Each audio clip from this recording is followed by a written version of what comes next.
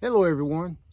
I want to share some advice for people in regards to a question I am asked on a regular basis. That question is, what should I be doing with my dog during its first hunting season? A lot of times the questions have already been preceded by I've been working with my dog this past year. I've got him doing, or she, multiple marks in the water, multiple marks on land, or if it's a dog that's going to be used strictly for upland work, I've got my dog quartering real well. He's sitting on the flush, he's retrieving, he's bringing back, he's been exposed to gunfire, he's been exposed to light distractions. Sometimes people even disclose to me that they have participated, if they have a retriever, that they have participated in retriever hunt tests, or even some people who have pointing breeds have participated in pointing hunt tests with their dogs. The levels in which they participate may vary, but most of the time, if it's a younger dog, then it's typically, like if it's AKC, it's junior or senior. If it's HRC, it's typically started or seasoned. That's usually the basis. Now, you do have some dogs that can be young and participate in the AKC Master or even the HRC Finish. Pointing breed hunt test, I know that the AKC has the junior senior master, but really I'm kind of ignorant when it comes to the pointing dog test. I've never really participated in those.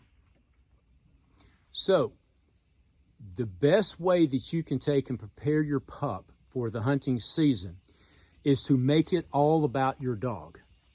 I'm going to use my dog here, Indy, as an example, and he's 5.5 years old. So this technically will be his upcoming 5th hunting season, believe it or not.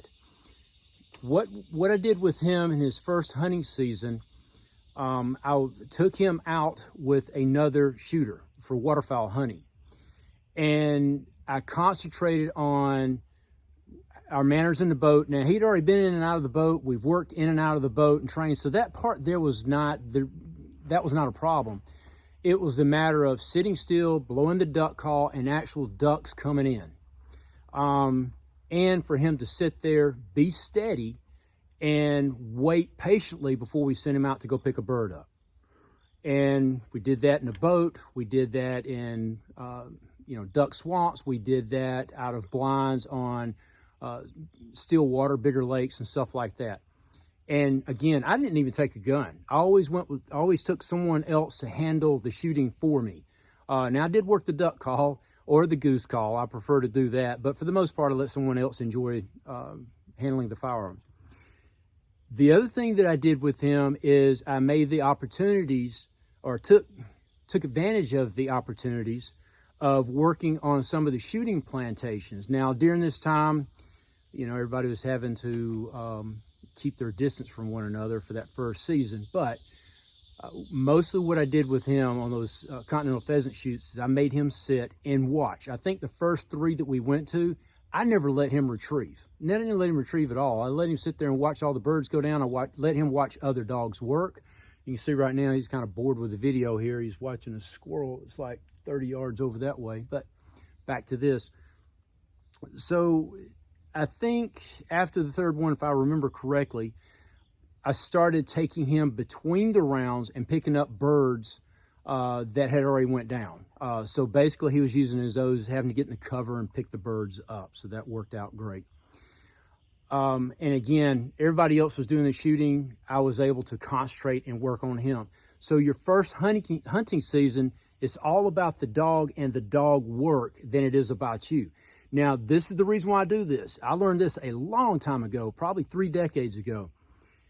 The first hunting season with your dog sets the tone of what's acceptable and not acceptable for the rest of the dog's life. So if you have a dog that has learned how to be loose, and I'll say this right here, even today, at his age and what he does, by the time we get finished with hunting season, especially with those continental pheasant shoots that I still work on with him, he's kind of loose at the end. So then we get into a sabbatical and I spend some of the year, rest of the year tightening back up. So again, the first season sets the tone for the succeeding seasons. All right. Focus on everything. Make it a training season. Now, I was talking about the test. Be mindful of this. Some people may not like to hear this, but running the hunt test, participating in hunt tests, or your dog's breed test, if there's hunting or anything like that simulated involved with it, is a good thing to do, but it never never simulates an actual hunt. A good hunting dog has to actually be hunted. The second season, my recommendation is then you can incorporate, you're still working with your dog, you're making sure they're doing everything they should be doing, but then you are a little bit more active with shooting yourself. By that third season, you've really been working with this dog for several years now. This dog already has a couple of seasons under his belt, and that third season, they should be a lot more turnkey than they were the first season. Now, this is something here I want to add that I was asked to include when I give an answer. When you take people hunting with you and your dog is new, he's not used to doing these things. Come here, buddy, come here. He's never been exposed to other people that first hunting season and all that kind of stuff. You really need to educate them too that this is what we're doing. It's all about the dog. If they're ever unsafe or they're doing stuff that really interferes with your dog work or you're just not feeling comfortable with them, politely cut ties with them and find somebody else to help you with the shooting and everything. But also set your boundaries and your guidelines on what you want them to do and how you want them to behave around your dog in the blind. It's like hunting etiquette. Expect them to be the same way. Let me see if there's anything else that I'm leaving out. I know I'm kind of rambling on, but hopefully this advice will help you with your dog. Remember, that first season is nothing but a training season. Oh, the other thing that some people have experienced, and I have experienced this probably with a dog that I had, oh goodness, back in the late 90s. I had access to a place that when the birds were there, but when they were not there, it was really slow. So there were times that birds would come in, like you'd have a lone wood duck come in, dog done went to sleep. I mean, I hate to admit that, but the dog went to sleep.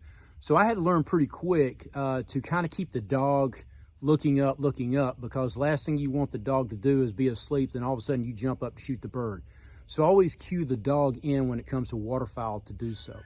The other thing too is make sure a lot of your work is solid, especially recall when it comes to a gun dog.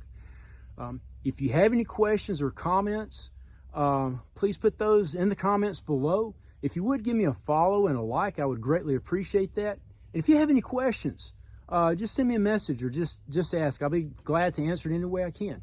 Thank y'all so much for watching. Y'all take care and y'all have a blessed day. Thank you. You a good boy?